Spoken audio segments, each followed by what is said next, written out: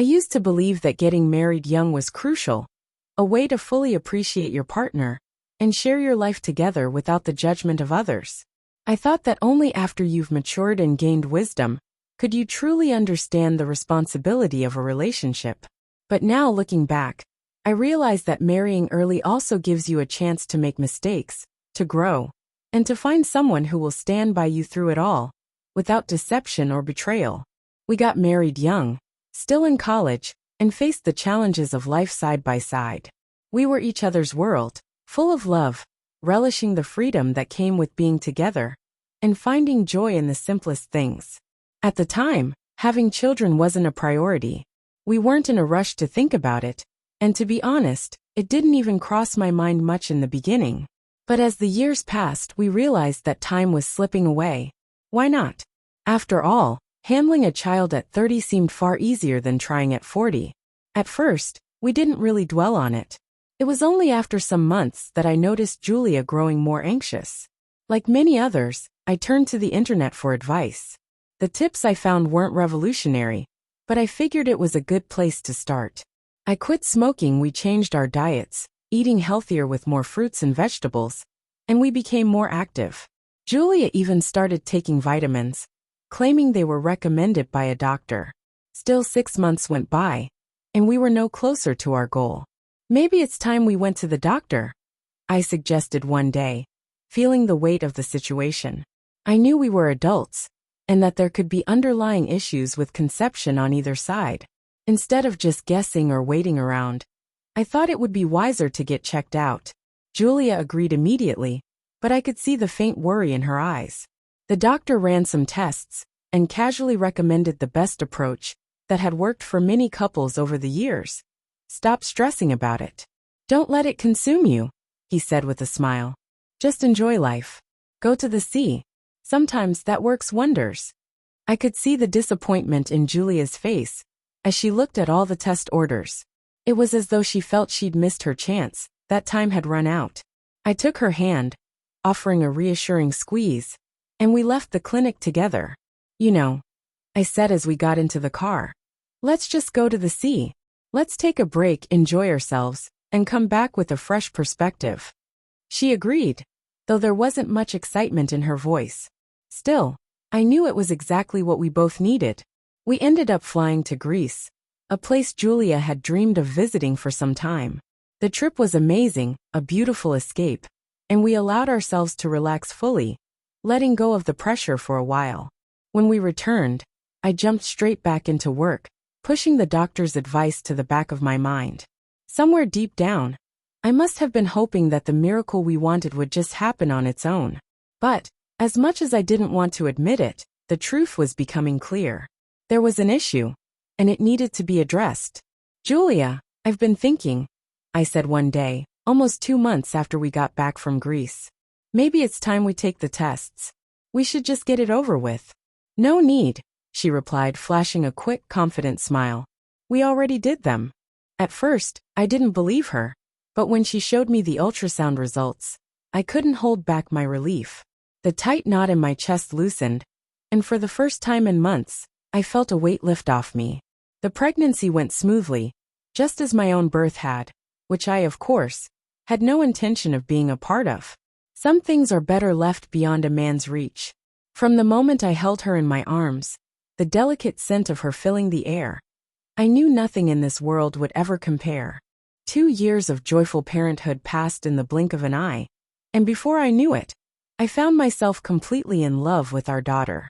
Every day, her little moments filled me with warmth and pride, and as much as I adored being her father, a part of me still felt like I had more love to give. Like many men, I dreamed of having a son. I wanted to experience that bond, the special connection only a father and son could share. One day I casually asked Julia, "Do you want more kids?" Her answer, as usual, was nonchalant. "Of course, that would be great, but I think we've had enough of Alice," she replied. It was a response I'd heard before, but something in me wasn't ready to let go of the idea of expanding our family. I didn't back down. I kept bringing it up, pressing her about the possibility of having another child. At first, Julia grew frustrated, even annoyed, but eventually, she gave in. reminding me that we'd already faced struggles once before.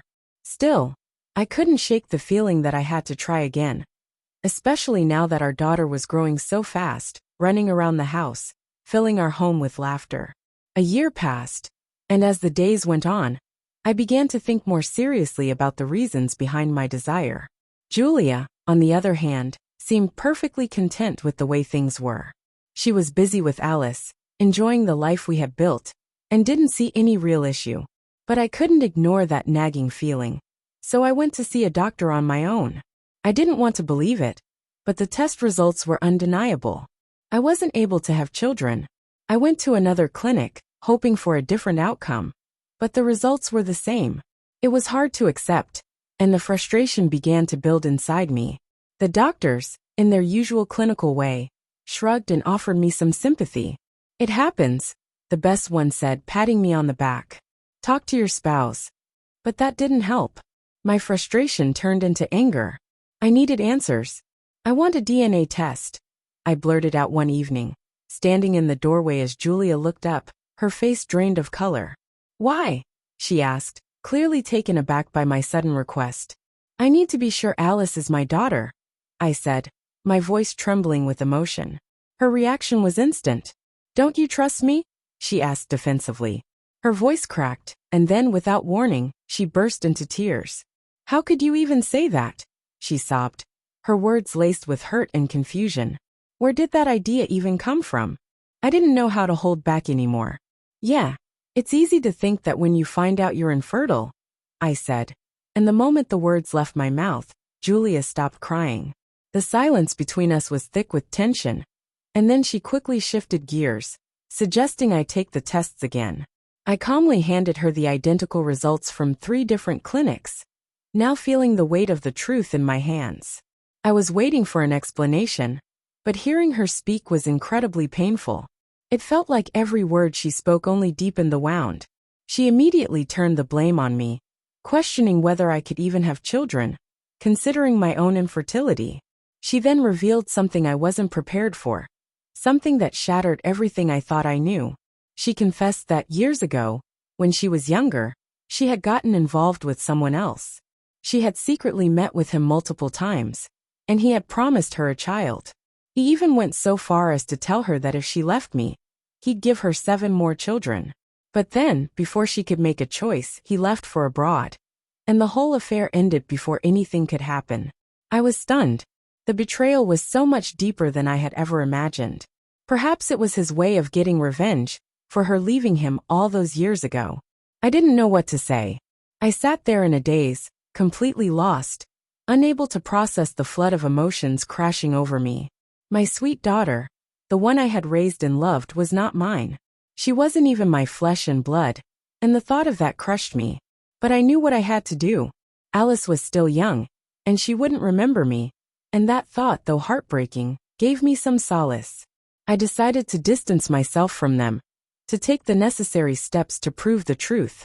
I had the DNA test done, and then I took it to court. I fought for the truth, not just for myself, but for Alice too. The backlash was intense. I was cursed, called every name under the sun, and hated by everyone who had known us. But eventually, Julia returned to her parents, and I never heard from them again. It was a painful, agonizing decision, but in the end, I knew it was the right one.